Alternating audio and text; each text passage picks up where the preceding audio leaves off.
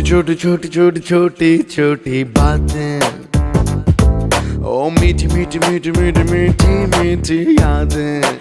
Oh yeah.